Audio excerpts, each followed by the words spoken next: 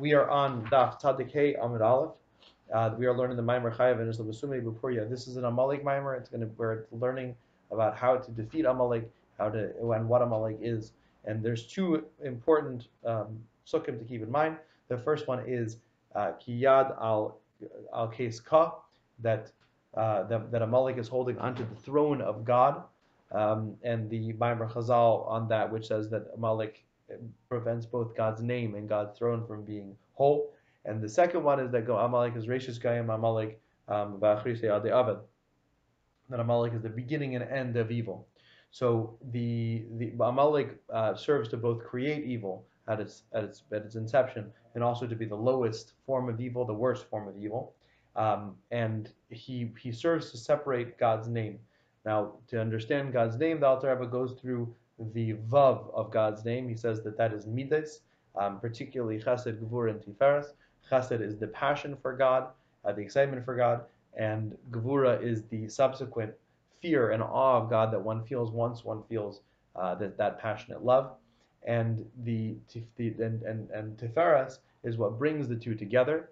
In our service of God, this is Torah Ohr, the Gemilas Chasadim, which is Chesed, is the service of tzedakah. The avodah is tefillah, and when a person davens, one can be filled with an intense awe and fear of God, and that can make one feel as though one has no opportunity to actually connect to Him. However, Torah serves as the connector that binds the two together. Now, the vav is of course followed by a hey.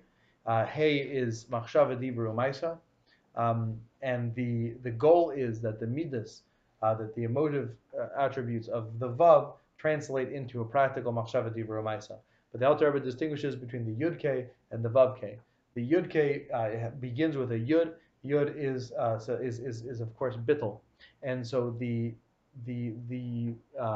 beginning of the Shem Hashem of this Yud K is one of bittul, but the Vav K, which is from the perspective of the makabel, is from the perspective of us, is about our emotions and our thought, speech, and action. And in that sense, it opens.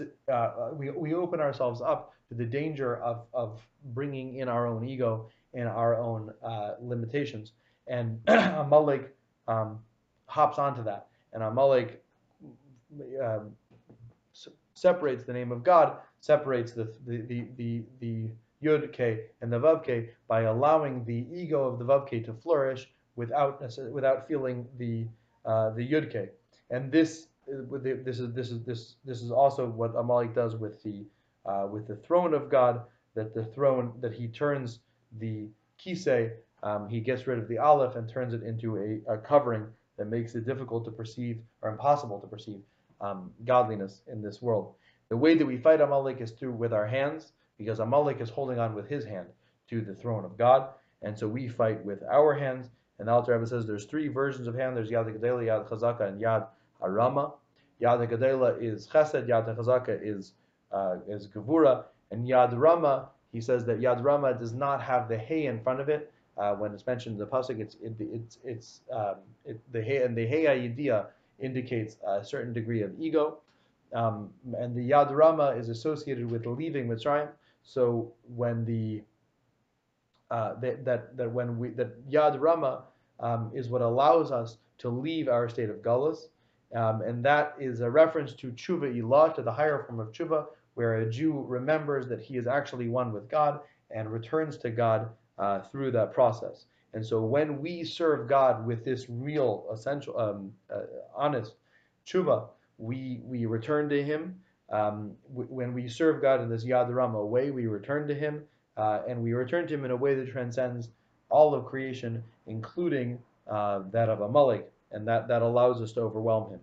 So and bringing it back to the Purim story, Haman represents the leisases, because Haman represents doing those things that you're not supposed to do and just have to avoid, and Mordechai represents the things that you represents the aseh, the things that you are supposed to do, and Haman has Mordechai. Mordechai has Haman, walk him around and wear the levushay malchus, because he's transforming Haman. He's transforming the that which hides God and is in fact revealing God, and this ultimately is really just the essential point of the Purim story. That the Alter Rebbe brings a few more proofs to this. One from Yom Kippur, one from the fact that Haman was hurried to